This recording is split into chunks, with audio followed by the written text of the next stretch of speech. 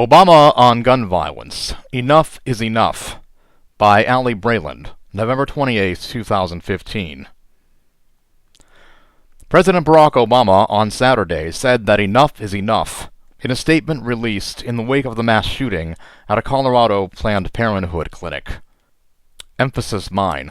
Quote, "The last thing Americans should have to do over the holidays, or any day, is comfort the families of people killed by gun violence. People who woke up in the morning and bid their loved ones goodbye with no idea it would be for the last time, and yet, 2 days after Thanksgiving, that's what we are forced to do again." Unquote. His statement noted many details of Friday's attack in Colorado Springs, which left 3 dead and 9 injured, were still unknown, including the shooter's motive. Quote, "What we do know is that he killed a cop in the line of duty, along with 2 of the citizens that police officer was trying to protect. We know that law enforcement save lives, as so many of them do every day, all across America. And we know that more Americans and their families had fear forced upon them." Unquote. Quote, "This is not normal. We can't let it become normal.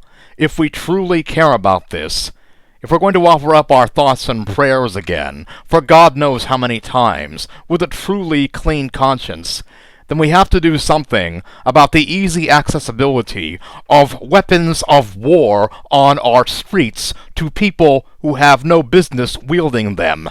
Period. Enough is enough." Unquote.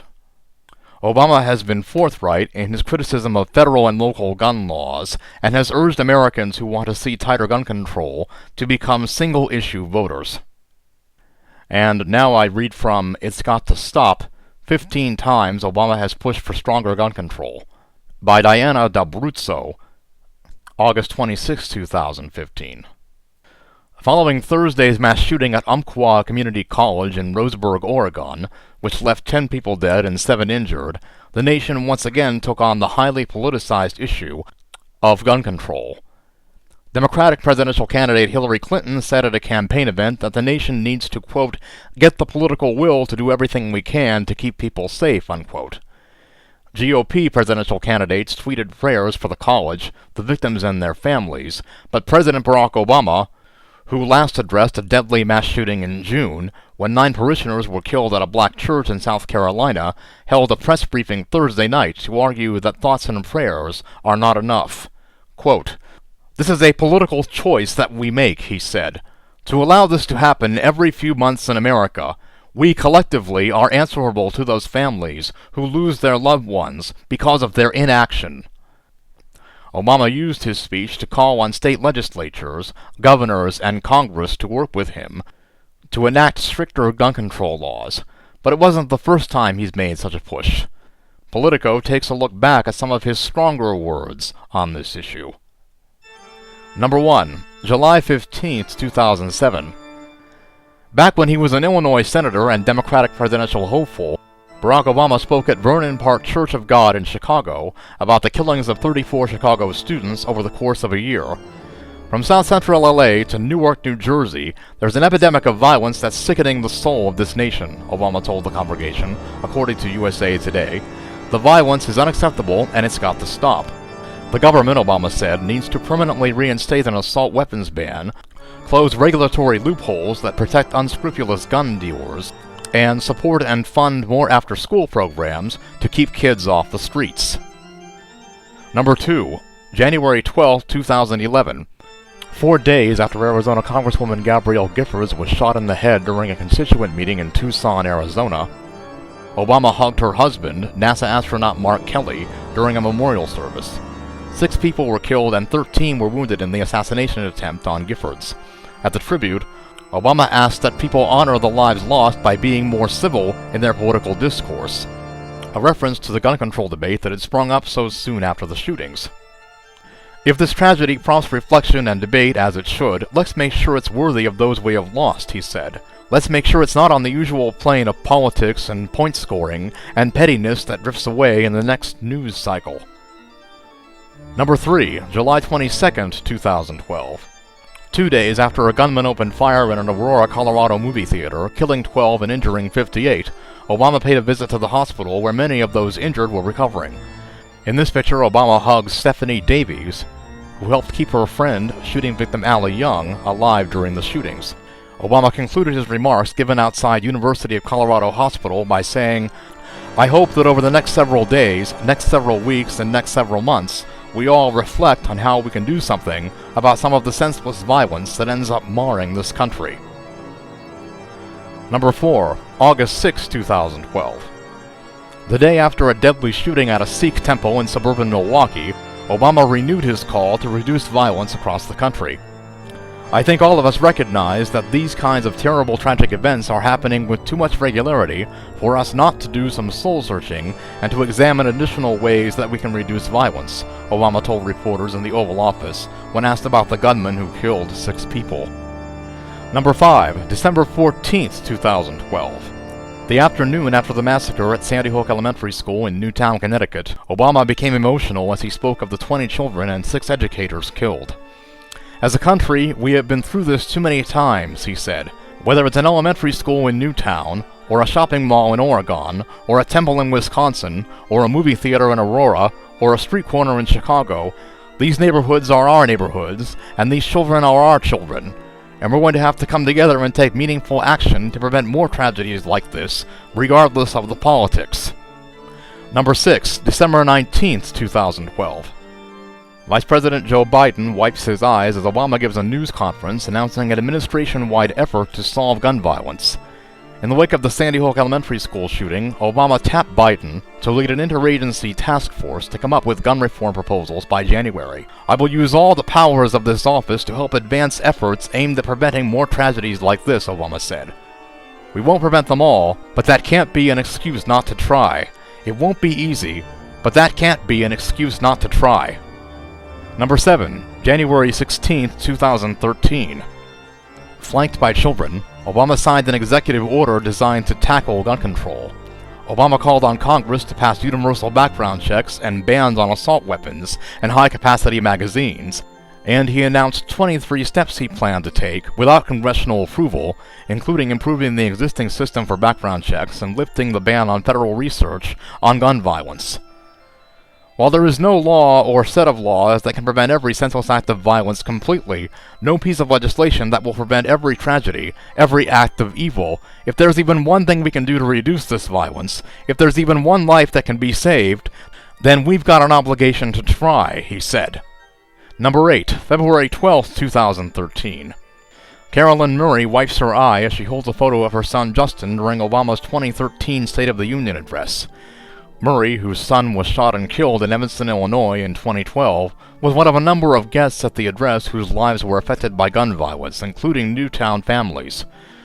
Obama drew the longest applause toward the end of his speech as he invoked victims of gun violence, saying they deserved a congressional vote on all the gun control legislation he's proposed. "Each of these proposals deserves a vote in Congress. If you want to vote no, that's your choice, but these proposals deserve a vote," he said. Because in the 2 months since Newtown, more than 1,000 birthdays, graduations, and anniversaries have been stolen from our lives by a bullet from a gun. Obama noted that it's not the first time this country has debated how to reduce gun violence. This time, it's different. Number 9, April 3rd, 2013. Law enforcement officers from several jurisdictions in the Denver area listen as Obama addresses gun control issues during a speech at the Denver Police Academy. He commended Colorado's newly passed gun control laws and tried to rally support for the proposals he had sent to Congress. There are already some senators back in Washington floating the idea that they might use obscure procedural stunts to prevent or delay any of these votes on reform, Obama said. Number 10, April 8, 2013. As Congress prepared to vote on Obama's gun control proposals, the president continued his tour to rally support at a speech at the University of Hartford in Connecticut. "I'm asking everyone listening today, find out where your member of Congress stands on this," he said. "If they're not part of the 90% of Americans who agree on background checks, then ask them, why not? Why wouldn't you want to make it easier for law enforcement to do their job? Why wouldn't you want to make it harder for a dangerous person to get his or her hands on a gun? What's more important to you, our children or an A grade from the gun lobby?" Number 11, April 17th, 2013. Obama hugs Nicole Hockley, the mother of a Newtown shooting victim, after speaking on gun control in the White House. Obama slammed what he called a minority in the Senate for blocking legislation that would have expanded background checks on those seeking to buy guns, and called it a pretty shameful day in Washington. The fact is, most of these senators could not offer any good reason why we wouldn't want to make it harder for criminals and those with severe mental illness to buy a gun, Obama said. There were no coherent arguments as to why we wouldn't do this. Number 12, September 22, 2013. The President and First Lady Michelle Obama attend the memorial for the victims of the Navy Yard shooting. 12 people were killed and 8 wounded on September 16th when a gunman opened fire in Building 197 in the Navy Yard. Alongside the accumulated outrage so many of us feel, sometimes I fear there's a creeping resignation that these tragedies are just somehow the way it is. That this is somehow the new normal, Obama said. We can't accept this. Number 13, April 9th, 2014. The President, accompanied by First Lady Michelle Obama, paid their respects during a memorial ceremony at Fort Hood, Texas, for the 3 soldiers killed when a veteran opened fire on the base on April 2nd. This tragedy tears at wounds still raw from 5 years ago, Obama said, referencing the 13 people killed in November 2009 by a former Army psychiatrist. Once more, soldiers who survived foreign war zones were struck down here at home where they're supposed to be safe. He added, as a nation, we can do more to help counsel those with mental health issues, to keep firearms out of the hands of those who are having such deep difficulties. Number 14, June 10th, 2014. Obama listens to a question during a Tumblr forum at the White House, moderated by Tumblr founder and CEO David Karp.